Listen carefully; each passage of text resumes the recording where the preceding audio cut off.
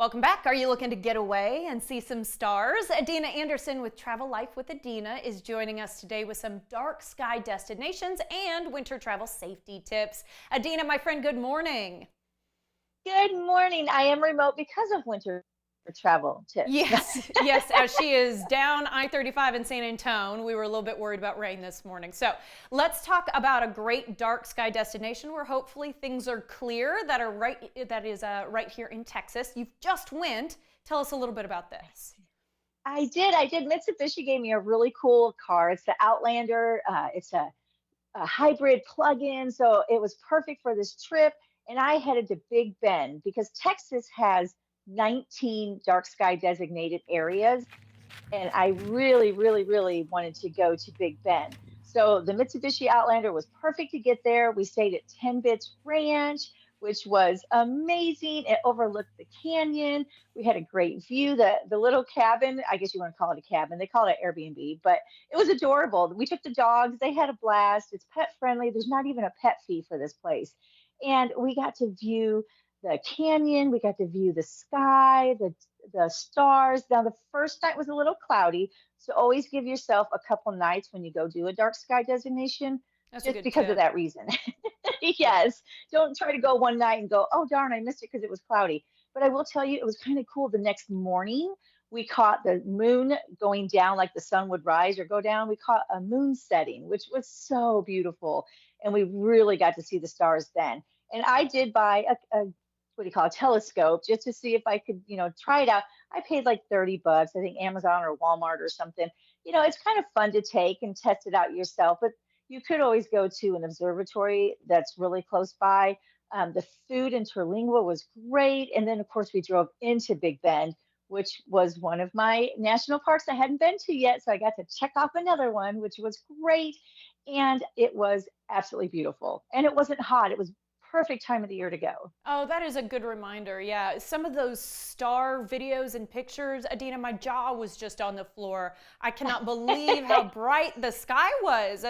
Once you get away from all that light pollution, it's incredible. And anyone who hasn't been to far west Texas, it's like being on an alien planet. You cannot believe it is our same Right? state. It is wild. That's what Okay. my husband kept saying. He's like, Yeah. it looks like Mars. Like, this is crazy. It is wild. And the plants they've got out there, it's just a must do. Okay. Utah, you've been Yes. to as well. I've never been. Can you tell me a little bit about that? Oh my gosh, you've got to go. So Utah actually has 23 dark sky designations, and I work with that company, Southwest Adventure Tours, and they have a couple amazing dark sky adventures. They have Antelope Island State Park, which is one of them. It's right out of Salt Lake City. You go out there, they set up the telescope. Their guides are very well educated. They help you find the different constellations, the stars. You could even use the apps. They'll show you how to use the apps. One's called Skyview, and the other one is called Sky Guide. So they'll help you with that. And then another tour that they offer is the Compass Rose, which is absolutely beautiful. And it's getting a little closer to the national parks.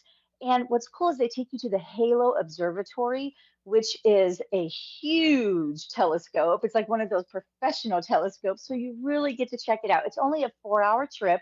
They get you out there on the Mercedes Sprinter vans, which are comfortable the whole way. And it's just a really cool day trip that you can do to see some dark skies. And Utah in general, all of what they got the Mighty Five, you got Bryce Canyon and the Arches, which are some other tours they offer, but you could actually head out there and check out the dark skies as well. It's beautiful out It there. just You looks have to like go, Rosie. sea to shining sea sky. It's incredible. Yes. Okay, we brought you on to not only talk about dark sky designations, but also some winter travel tips. Can you give us any of those? Yes, definitely. So my first tip is get a good vehicle. I talked about the Mitsubishi Outlander earlier. What was really cool about that is it has different drive modes. They had a gravel drive mode, which was great while I was in Big Bend, but I headed to Colorado with it and I got to use the snow drive mode, which was perfect for us driving up to, it's called St. Mary's Glacier. It's up by Idaho Springs. So we took it up there and we tested out the drive mode. Another good tip I have for you is if you are going to go into, say, Colorado or someplace that has a heavy, heavy snow or ice, get some chains. You can buy them, they're pretty inexpensive. They offered some to me, so we kind of tested those out. We didn't have to use them, thank God, because they do take a little time to get on, but it was great having those. Another tip I want to tell you, have good boots. Now, these I don't think I paid too much for them, but they have the rubber soles. But if you're going to go hiking, make sure you just take your hiking shoes with you or get you some good hiking boots. Always, always take a pair of gloves with you. I actually take two pair just in case. And then I have this really cool heated jacket that Gobi sent me. It's perfect if you're going to go into the winter weather, but just test out some driving in winter weather. That's one really good tip. I have to share this cute little hat that my mother-in-law made me. Oh, how But the precious. reason I know, but the reason is because always carry a hat in your car, even in Texas weather. Have a hat and a pair of gloves in there. I grew up in Michigan. We always had a hat. We always had a gloves. We always had boots. Like just extra in your car at all times.